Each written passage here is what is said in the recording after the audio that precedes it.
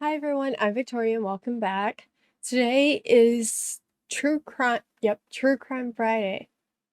I hope you guys enjoyed the previous videos, but today we're going to be talking about the Axeman. I want to give another shout out, as always, to Buzzfeed.com and well, maybe not Buzzfeed.com, but Buzzfeed in general and Unsolved crimes in general. Thank you to Shane, Brian, and Brett for having these videos and letting me react to them. So let's go ahead and get started.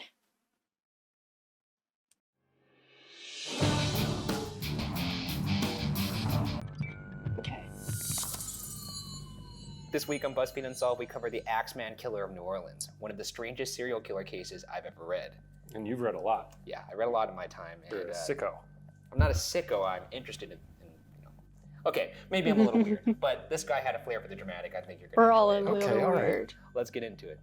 Starting in 1918, over a period of roughly 18 months, the city of New Orleans and surrounding areas were rocked by a serial killer that would later go by the name the Axeman.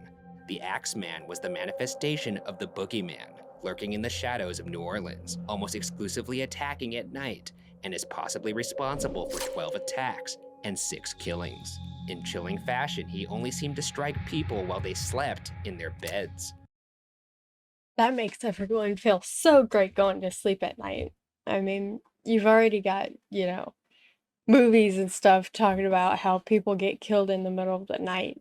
Well, here's the axe murder.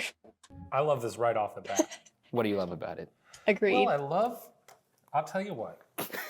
I love it when serial killers have a fun little thing. I don't approve of serial killers, but I think if you're gonna kill a bunch of people, you might as well have some fun with it. I feel like you have baseball cards of this guy. I absolutely do not. They don't make serial killer baseball cards, though. I would so buy serial killer baseball cards.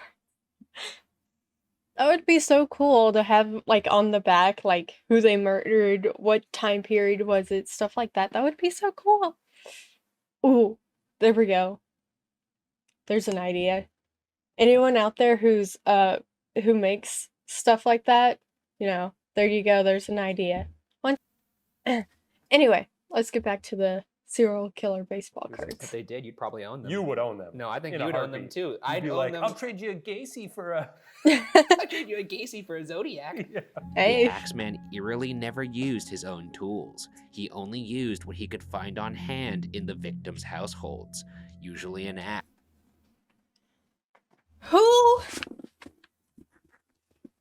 What family has an axe just typically in the house? Like, granted, I know this is at a different time and place, but what family has an axe just theoretically lying around? In a shed, that's one thing, but just in your house? Which he typically left behind at the scene of the crime. Everybody had an axe back in the day. Yeah, exactly. My biggest takeaway from this case is why not just throw your axe away? Yeah, it's literally the first thing I would do. But these people were like, leave the axe. Take my axe. I've got my porch axe, my shed axe, my kitchen axe. Yeah, like... His creepy tendencies now established. Let's get into the timeline. On May 23rd, 1918 at 4901 Magnolia Street, the first suspected Axeman attack occurred.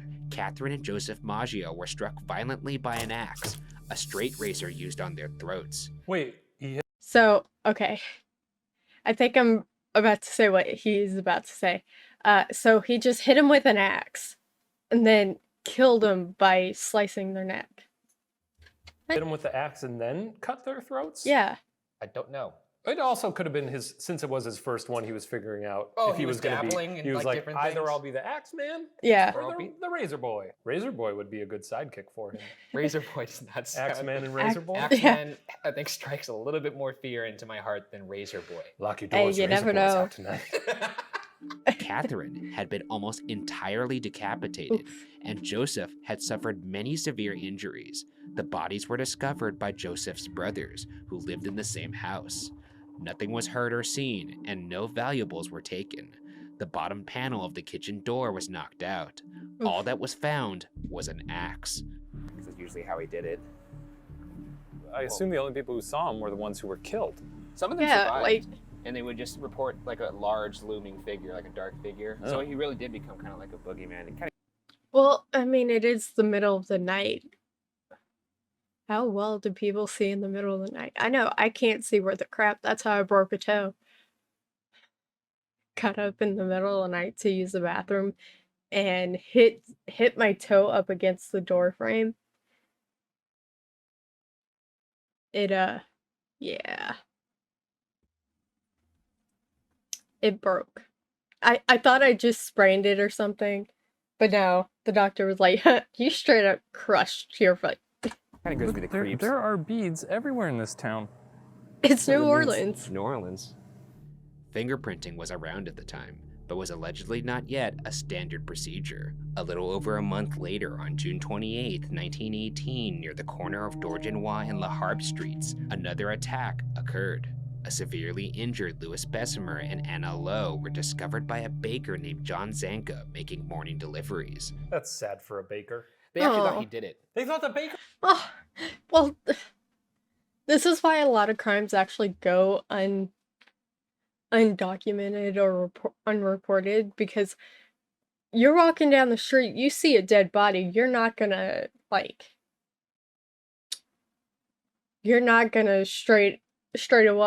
straight away call the authorities and be like, yo, there's a dead body right here. No, because you're gonna be the first suspect that they look at. And it's like, well, I was walking down the street and saw the body.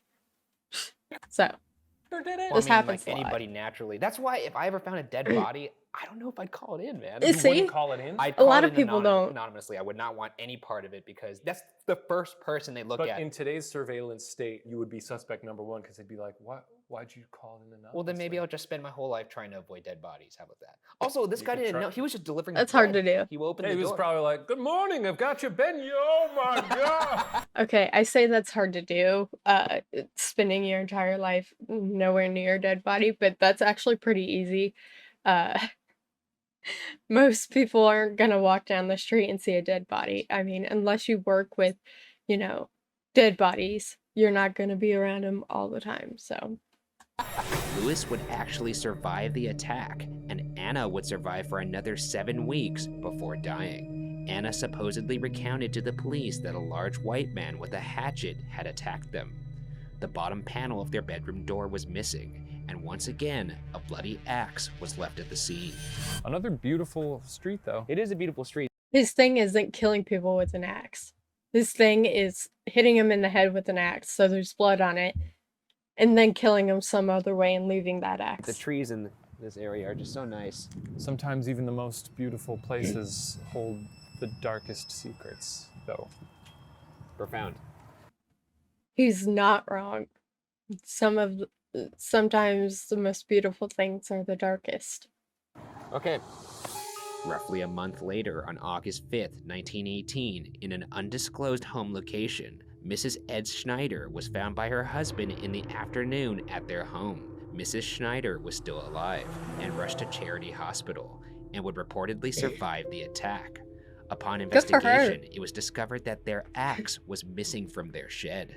Mrs. Schneider was also pregnant, and I'm happy to report that in the week following the attack, she successfully gave birth. Good for her. Yeah, really good for her. She survived an attack and she gave birth to, I'm assuming, a healthy kid. I mean, good for Mrs. Schneider. Good for her. I'm so proud of That's her. something. That's a super mom right there. Yeah, Is that the really. only axe baby out of this whole story? I think Axe that's. Can you Baby? imagine being an axe baby? I don't know if that's a thing. Yeah. I'd go around telling everybody, one of one. My only- mom took one of a kind, baby. Axe baby. my mom took some hard steel to the noggin, and then I popped out. Jesus. Oof. 5 days later, on August 10th, 1918, reportedly near Tonti and Gravier Street, 80-year-old Joseph Romano was found by his nieces Pauline and Mary after they heard him struggling. His head was bashed in. The two girls allegedly saw the attacker and described him as, quote, dark, tall, heavyset, wearing a dark suit and a black slouch hat, end quote. Joseph Romano would So, again, this is 1918. I'm pretty sure, like, at this point in time, most guys were wearing the same thing. Died 2 days later. This guy sounds like the villain from Rocky and Bullwinkle. He does with a It slouch does. hat. I think it's I don't know. I was about to talk out of my ass there. Are you gonna Google that? I'm gonna look up a slouch hat because that sounds like something I need. Right now we're at the site Nice. of the fourth attack. Think the yellow house? It may be. We just know it was on this corner. Honestly, this Axeman might just be a fan of quaint houses. He's a fan of corners too. Not that it's okay to kill anybody, but A lot can happen around a corner. the elderly above all. Yeah. Really, at least he lived a full life, right? Oh, Yeah. you're Yeah. right, actually. Well, he didn't. I'm sure that's not how he wanted to go out when he was picturing Well, retirement. nobody does. Getting No. hit with an axe. I rescind my statement. Maybe if you're gonna be a serial killer, Maybe kill elderly people. kill the elderly. That's a weird thing to advocate, Well- but I mean, but they've lived a long life. that's true. Around That's this true. time, August 1918, the New Orleans State's newspaper allegedly recounted, quote, "Armed men are keeping watch over their sleeping families, while the police are seeing to solve the mysteries of the axe attacks. Extra police are being put to work daily." End quote. So, okay. So at this point, this has been going on for a few months now. This Axeman has now killed multiple people and injured a few others. The police have started taking notice. Obviously, neighbors and the community has taken notice. People are like, oh, we gotta make sure, we don't die while we're sleeping. So as it just said, these husbands were staying awake, or I guess the men of the family were staying awake, protecting their families, hoping that this Axeman doesn't come into their house and murder all of them. So at this point, it's a lot of hysteria going on. People are confused. People don't know what's going on. They just want to get this guy caught. And when looking at the timeline, it apparently worked. For a while, that is. Yeah. As nearly 7 months later, on March 10th, 1919, the Cortimiglia family was attacked. Rose Cortimiglia. Sorry, I just want to say their last name. I love that. Cortimiglia. awoke to her husband Charles fighting the Axeman, a fight that Charles would lose. Rose and their 2-year-old daughter Mary were also attacked. Rose and Charles would actually survive, but their daughter tragically did not. In Aw. typical Axeman fashion, Well, the axe she used was a belonged kid. to the Cortimiglias. Did they call it Axeman fever or Axemania? Or do they call him Axie? Or were they like, everybody in town's got Axeman fever as the terror continues to grip the community? This just in. Throw away your axes. It's just in. More skulls crushed. Whoa, throw out your axes. I forgot what was said. The terror continues to grip the community. This just in. Throw away your axes. It's just in. More skulls crushed. Whoa, throw out your axes. So, okay. Mary unfortunately did not pass, or did pass away. That's a lot for a child to end up surviving from, especially if it was a 2-year-old. I think they said it was a 2-year-old. Yeah, unfortunately, there was not much that they probably could have done during that. But I think the other 2 survived, so. 5 days later, a New Orleans newspaper called the Times-Picayune received a letter from the apparent man. Quote, "Hell, March 13th, 1919. Esteemed mortal, they have never caught me and they never will. They have never seen me, He's for I am confident. invisible, even as the ether which surrounds your earth. I am not a human being, but a spirit and a fell demon from hot as hell. I am what you Orleanians and your foolish police call the Axeman." End quote. He's very confident. This has been about a year at this point. He's very confident. I would be the kind of person that would read this and say, this guy's gotta go. We gotta figure this guy out, because ain't no way. The poet laureate. No. This is incredible. Was this Robert Frost? He also goes on to insult and threaten the police. Quote, "They have been so utterly stupid so as to amuse not only me, but his satanic majesty, but tell them to beware. Let them not try to discover what I am, for it were better that they never were born, than for them to incur the wrath of the Axeman." End quote. It is very Old Testament. It's like most serial Yeah. killers just like to stroke themselves, and this is just He was writing it. He He's was like, just- "Ooh, just- let's see. The devil, his satanic majesty. Jesus That'll get him. Time to go murder again." He also goes on to Nice. remind the people that he could be worse. Quote, "Undoubtedly, you Orleanians think of me as a most horrible murderer, which I am, but I could be much worse if I wanted to. At will, I could slay thousands of your best citizens, for I am in close relationship with the angel of death." End quote. Not to discredit him. So, again, super confident. Super just really wanna, at this point, I wish they had caught him because I'm pretty sure that they never did. But I wish they did because this guy is straight crazy. Talking all kinds of nonsense and stuff. Honestly, we saw something similar when we had with the Zodiac killer. And it's like, actually, I don't even think I've done the Zodiac killer yet or before on this channel, but I swear,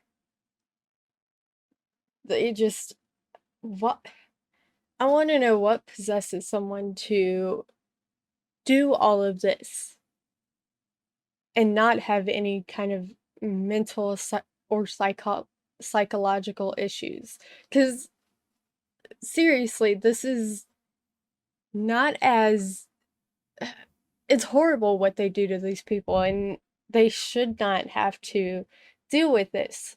But unfortunately, a lot do sometimes. But he is killing people in their sleep with an axe. Yeah. And what's his success rate? I gotta say, you're I mean, striking you're not power and aim wrong. isn't Johnny on the spot. Yeah, you should be batting 1,000 at that You point. should be batting 1,000. However, That's the most fair. important clause is a specific threat that would terrify the entire New Orleans community. Quote, "Now, to be exact, at 12:15 o'clock earthly time, on next Tuesday Earthly night, time. I'm going to pass over New Orleans. In my infinite mercy, I'm going to make a little proposition to the people. Here it is. I am very fond of jazz music, and I swear by all the devils in the nether regions that every person shall be spared in whose house a jazz band is in full swing at the time I have just mentioned. If everyone has a jazz band going, well then, so much the better for the people. One thing is certain, and that is some of those persons who do not jazz it on Tuesday night, if there be any, will get the axe." Jazz it. Jazz it. You gotta jazz it, guys. Don't forget to jazz it. Jesus. Jazz it! You better jazz it! Turn jazz into Honey, a we gotta jazz it. Turn jazz into a I'm not verb. gonna throw out this axe, so we better jazz it. He's a bit like Santa Claus. Okay, I'd like First to of hear all, he how... says he's gonna pass over New Orleans. That's a bit magical. Just Sure. imagine him flying through the skies with his big axe, riding a crocodile Crocodile. or an Okay. alligator, whatever they got. Or a demon. Traveling on demon's wings and just looking down at all the little houses, listening for jazz.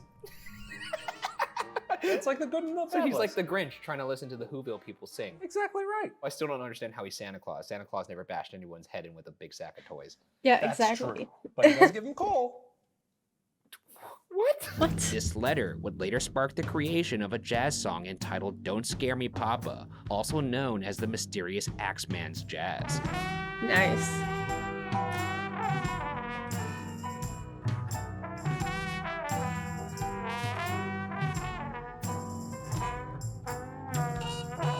The Tuesday night mentioned in the letter was March 19th, 1919. It is said that the city was truly alive that night, as people blasted jazz music in their homes, and those who did not have a record player poured into local jazz clubs to stay clear of the Axeman's wrath. It's worth mentioning that nobody was killed on March 19th, 1919. So he kept his word. did he have a choice but to keep his word? Like, did he, like, was he just, like, going out for a night, or had to go up to, like, Tennessee real quick, but so he couldn't murder anyone, so he made this proposition to make it all, like, folksy or something? Something like that? He kept his word. Very kind. Apparently, Yeah. everyone was jazzing it. You know what? He was probably just going to be out of town. Yeah, exactly. Wouldn't this be I've funny? got a business trip that weekend. Let's see how many smokers I can make dance. Yeah.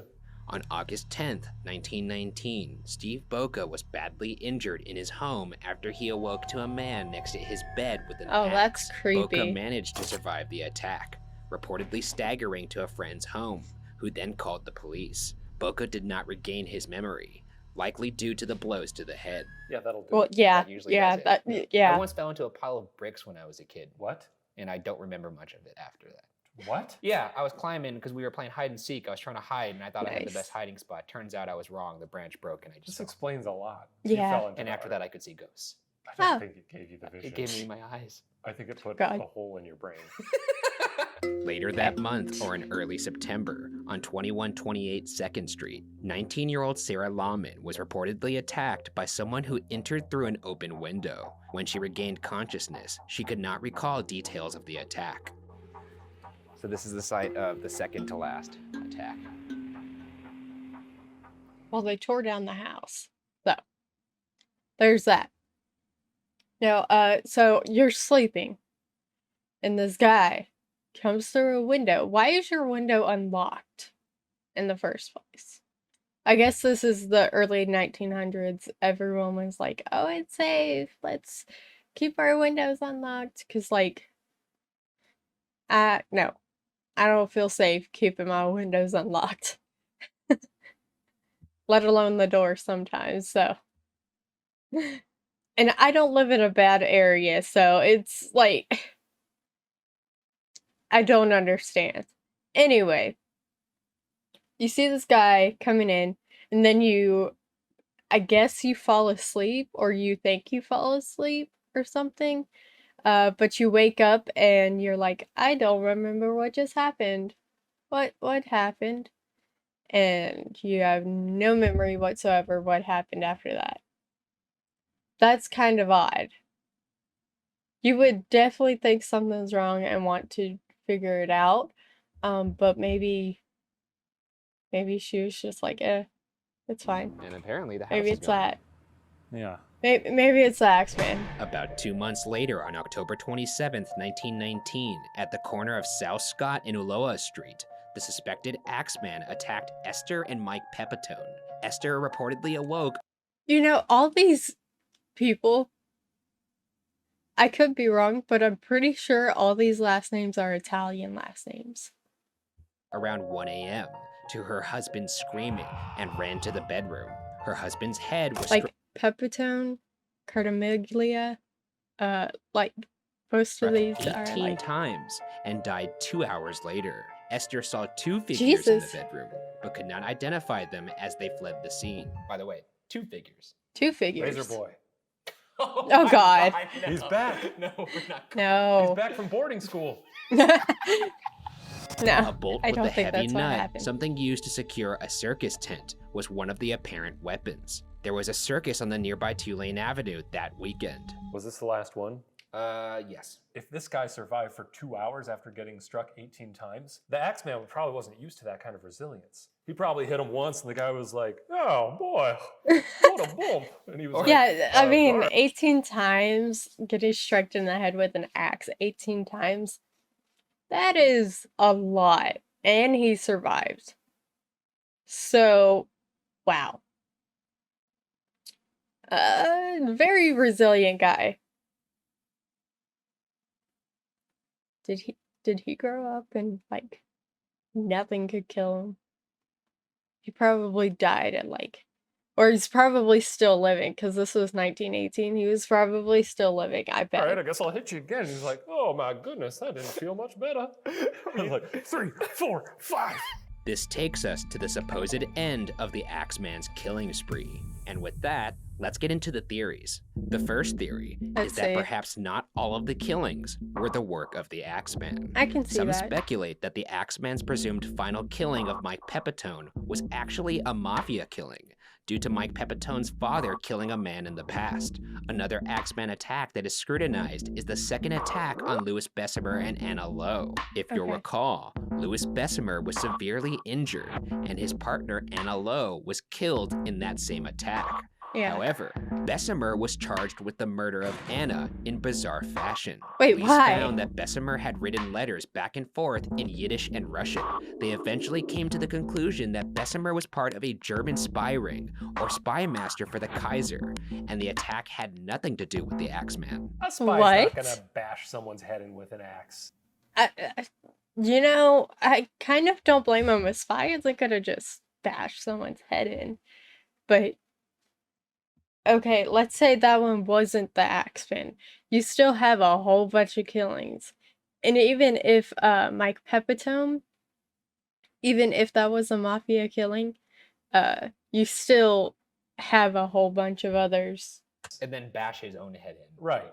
He's gonna lower a string from the ceiling and put a drop of poison on it and let that poison fall into a sleeping person's mouth. Right in there. Well, if They're they're dead. sleeping, then why don't you just drop it into their mouth like a little droplet thing? Why the I don't string? know. That's what spies do. That's I've just never- what they do. That's the first time I've heard that. I think you just made that Everybody up. does that. I think you made it up. I did not make it up. It Okay. happens in a James Bond film. Which one? The racist one, Okay. where he's in Japan. Before dying, Anna Lowe allegedly blamed her partner Louis Bessemer and said that he was a Nazi spy. They also theorized that this case was Wow. a domestic dispute that ended with Louis attacking Anna. Nonetheless, Louis Bessemer was acquitted. There were definitely things that suggested this was the work of the Axeman, mainly the fact that it happened at home at night while they were sleeping with an axe. It could have been a cover-up. Like, at this point, they know that Axeman's out and around. Like, they know about the first killing. They could have been like, yo, let's cover it up. Let's do it like that. Let's... That would take such an enormous amount of fortitude to be able to be, really smash someone. And then yeah. also, like, I have a hard time pulling off a Band-Aid. Though you are a wimp, and if anyone would have mental fortitude to do something that would be painful, it would be a spy, wouldn't they? I just think it's very Yeah. rich that you're calling me a wimp. Yeah. Because you hear a footstep and you go into, oh, I better hide under the bed. I mean, for money and for safety, they'll do anything. So many visitors, but why don't they convert? Well, what if you had a tool you could actually In vain with this theory, it's also speculated on the internet that some of the killings of the Axeman could have been the work of a copycat. The second theory is that given the context of his bizarre letter, some believe the Axeman to be a supernatural figure that could slip through tiny entranceways and become the large man that witnesses describe the killer to be. No. It's just a theory. That is Okay. I can see that. I can see the theory. If that was the case, I mean, if that was the case, why did that one woman, see him walking through her window, or the other guy walking through the door? I think you saw him walking through the door. Either way, it's a nice theory, but I'm not too sure how much evidence. Oh, Jesus. Sorry. I'm not too sure how much evidence there is with that theory. well, it's dumb.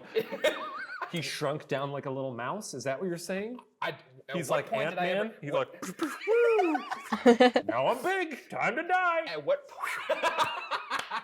The last theory is actually a legitimate suspect, a man named Joseph Mumfree. To start on Mumfree, let's return to the Axeman's last crime, the attack on Esther and Mike Pepitone. If you recall, Esther survived the attack and her husband did not. Yeah. Esther later moved to Los Angeles and remarried to a man named Angelo Albano.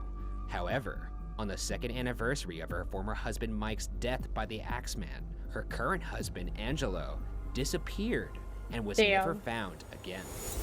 Esther recalled that before Talk about extreme bad luck. Before their marriage, Angelo had ended business relations with a man who went by many names. What happened? I think it could be a series of copycats, and Joseph Mumfree was just one of them. But there's not a lot of evidence, and there's not a lot to go around, so it's hard to really tell what happened. In the end, this case has very little evidence on who actually did it. There's not much to go on in the end of this case. I mean, at that point, you really just have to go with what you think you got. So, I guess I'll leave the Axeman as an unsolved case. Even I can't figure it out because there is not enough evidence to prove it, as there are in most of these cases anyway. But we'll see. Maybe one day they'll figure it out. Anyway, I'm Victoria, and as always, have a great and wonderful day. Bye!